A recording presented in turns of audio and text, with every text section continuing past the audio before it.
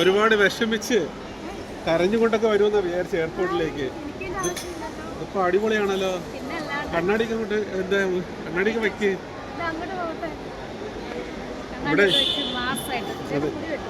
ഇവിടെ ഭയങ്കര വിവാദങ്ങൾ നടക്കുന്നുണ്ടേ.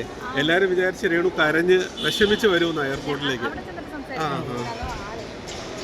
എന്തെങ്കിലും വിഷമമുണ്ടോ? വിഷമം എന്റെ പെട്ടി പോയി, കുറെ സാധനങ്ങൾ പോയി. പൊട്ടിയ പെട്ടി, സുധിച്ചേട്ടന്റെ പെട്ടി, നല്ല പെട്ടി അവിടെ ഇട്ടിട്ട്, കാരണം രണ്ടും കൊണ്ടുവരാൻ പറ്റത്തില്ലാത്ത അവസ്ഥയായി പോയി. സുധിച്ചേട്ടന്റെ പെട്ടി ഓർമ്മയ്ക്കായിട്ട് എനിക്കത് കളയാൻ പറ്റത്തില്ല. അതുകൊണ്ട് അത് പൊട്ടിപ്പോയിട്ട് ഞാനത് കൊണ്ടുവന്ന് മറ്റേ പുതിയത് കളഞ്ഞിട്ട് പോകും.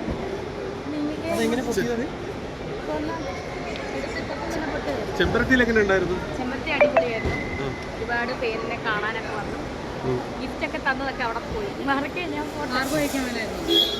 അപ്പൊ ആളില്ലായിരുന്നു. പെട്ടെന്ന് അവര് കൊണ്ടുവിട്ടിട്ട് പെട്ടെന്ന് പോയി. അബുദാബിയിലല്ലായിരുന്നു, റാസൽഖൈമയിലായിരുന്നു. അബുദാബി വന്നപ്പോൾ നല്ല ദൂരമായിരുന്നു. കൂടുതൽ പൈസ അടച്ചാൽ അത് കൊണ്ടുവരാൻ പറ്റുമായിരുന്നു. പൈസ അടച്ചാൽ കൊണ്ടുവരാൻ പറ്റത്തില്ല. അങ്ങനെ ഒരു സിറ്റുവേഷൻ. അതായത് നമ്മുടെ ട്രോളി ബാഗ് രണ്ടെണ്ണം അല്ല ഒരെണ്ണേ പറ്റത്തുള്ളൂ. അപ്പം ഇത് ഹാൻഡ് ബാഗിൽ കൊണ്ടുവരാൻ പറഞ്ഞു. അതായത് നമ്മുടെ ഫ്ലൈറ്റിനകത്ത് കയറ്റാൻ പറഞ്ഞു. നമ്മൾ കൊണ്ടുവന്ന് കൊടുത്തു. അപ്പം ഇത് സൈസ് കൂടുതലായിട്ട് അവർ പറഞ്ഞ് പറ്റില്ല. അപ്പോൾ ഇത് കളയാൻ പറഞ്ഞു. എനിക്കിത് കളയാൻ മനസ്സ് വരുന്നില്ല. തിരിച്ചേണ്ട ബാഗായിട്ട് ഞാൻ ആ വലിയത് കുറേ സാധനങ്ങൾ എടുത്ത് കളഞ്ഞിട്ട് ഇത് മാത്രം കൊടുത്തു. കവറിനകത്ത് കുറച്ച് സാധനം ഇട്ടിട്ട് കൊടുത്തു. 2 ദിവസം ഫ്ലൈറ്റ് ക്യാൻസലായിരുന്നു. അവിടെ നിന്ന് ബാഗ് റീപാക്ക് ചെയ്യാൻ പറ്റുമായിരുന്നല്ലോ? ഇല്ല, പറ്റത് കറക്റ്റ് സമയത്ത്. ഞാൻ റാസൽഖൈമയിൽ നിന്ന് അബുദാബിക്ക് 4-3 മണിക്കൂറുണ്ടായിരുന്നു. അപ്പോൾ ഓടി വന്ന് വരുകയും ചെയ്ത്. അത് തന്നെയല്ല പെട്ടെന്ന് എന്താ പറയുക, അവരൊന്ന് വിട്ടിട്ട് പോവുകയും ചെയ്തു. അവർക്ക് സമയമില്ലായിരുന്നു. അങ്ങനെ വന്ന് പെട്ടെന്നായപ്പോൾ ആകപ്പാട് വെള്ളമായിരുന്നു. ഞാൻ ഒറ്റയ്ക്കായിരുന്നു. പോയവരെക്കാളും ഭയങ്കര സുന്ദരിയായല്ലോ. മൊറോക്കോൺ ബാത്തൊക്കെ ചെയ്ത് അവിടെ മൊറോക്കോൺ ബാത്ത് ചെയ്ത്, റോസസ് ഡ്യൂവിൽ ചെന്ന് മൊറോക്കോൺ ബാത്തൊക്കെ ചെയ്ത് എങ്ങനെയുണ്ടായിരുന്നു അവരുടെ എക്സ്പീരിയൻസ് അവിടെ ചെയ്തത്? മൊറോക്കോൺ ബാത്ത് എങ്ങനെയുണ്ടായിരുന്നു എക്സ്പീരിയൻസ്? എനിക്ക് ഞാൻ എപ്പോൾ ചെന്നാലും റോസസ് ഡ്യൂവിൽ സ്മിത ചേച്ചിയുടെ അടുത്ത് ഞാൻ പോകുമല്ലോ. അപ്പം അങ്ങനെ പോയതാണ്. എന്തായാലും മൊറോക്കോൺ ബാത്തൊക്കെ ചെയ്ത്. രേണു ഇവിടുത്തെ എയർപോർട്ടിൽ പോകുമ്പോഴേ ലാസ്റ്റ് വീക്ക് 1000 സബ്സ്ക്രൈബേഴ്സ് ആയിരുന്നായിരുന്നു. ഇപ്പൊ 2000 കഴിഞ്ഞല്ലോ. 2300 സംതിങ് ഒക്കെ കഴിഞ്ഞു. നമ്മളെ സ്നേഹിക്കാൻ ഒരുപാട് പേരുണ്ട്. അറിഞ്ഞതിൽ ഒത്തിരി സന്തോഷം. തീർച്ചയായിട്ടും അതുകൊണ്ടല്ലേ അവരെല്ലാം സബ്സ്ക്രൈബ് ചെയ്തിരിക്കുന്നത്. പുതിയ വാച്ചാണ്. ഇത് പുതിയ വാച്ച്. തീർച്ചയായിട്ടും പൊള്ളിക്കുന്നത് കൊണ്ടാണല്ലോ അവര് ചെയ്യുന്നത്. രേണുവിനെയും കുടുംബത്തിനെ കുറിച്ച് കിച്ചു ഒരുപാട് പരാമർശങ്ങൾ നടത്തുകയുണ്ടായി. അതിനെക്കുറിച്ച് രേണുവിന്റെ അഭിപ്രായം എന്താ? കുടുംബത്തെ കുറിച്ചെന്ന് പറയുമ്പോൾ കിച്ചു പറഞ്ഞ എല്ലാത്തിൻ്റെയും കാര്യമാണ് ചോദിക്കുന്നത്.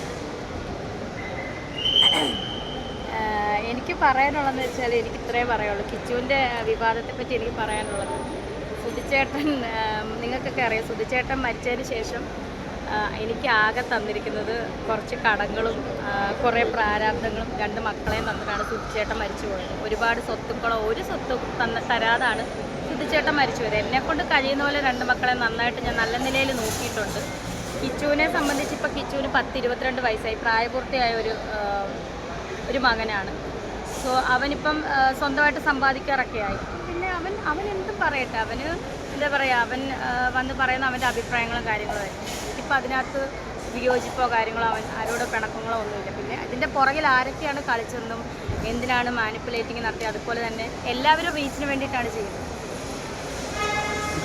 തോന്നിക്കാണും റീച്ച് കിട്ടണമെന്ന്. ഒരുപാട് വഴക്ക് പറയുന്നുണ്ടായിരുന്നു, ചേർത്ത് പിടിച്ചില്ല എന്നൊക്കെ പറയുന്നുണ്ട്. അപ്പം ഈ കഴിഞ്ഞിടെ വരെയും ഈ 24-ാം തീയതി വരെയും ചേർത്ത് പിടിച്ചുകൊണ്ടിരുന്നിട്ടും പിന്നെ പെട്ടെന്ന് എന്താണ് ചേർത്ത് പിടിച്ചില്ല എന്നൊക്കെ പറയുന്നത്, അതൊക്കെ വെറുതെ. എനിക്കറിയില്ല, ഞാൻ എന്നെക്കൊണ്ട് പറ്റുന്ന പോലെ ഞാൻ ചെയ്തിട്ടുണ്ട്, നോക്കിയിട്ടുണ്ട്. 22 വയസ്സുള്ളൊരു കുട്ടിയാണ്.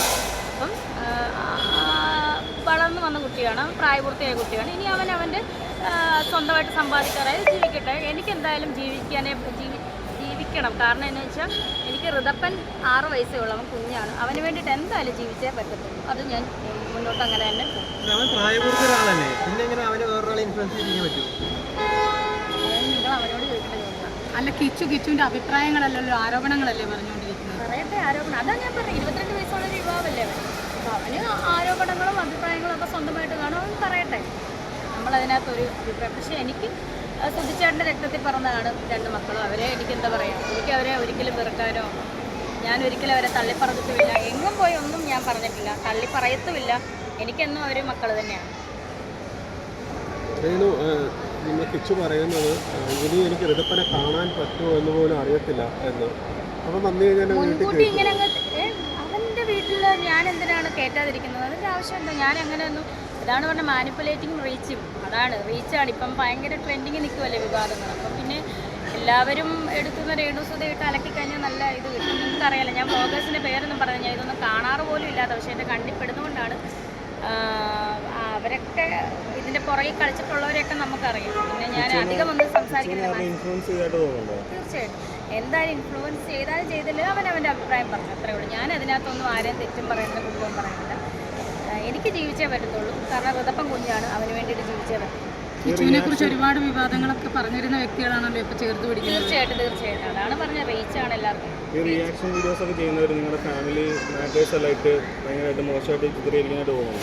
തീർച്ചയായിട്ടും കാരണം ഫാമിലി ചേർത്ത് ഒതുങ്ങേണ്ട വിഷയമാണ്. അത് ഭയങ്കര ഇതെന്ത് ഒന്നും പറയുന്നില്ല, നിർത്തി. കുറച്ച് അങ്ങോട്ട്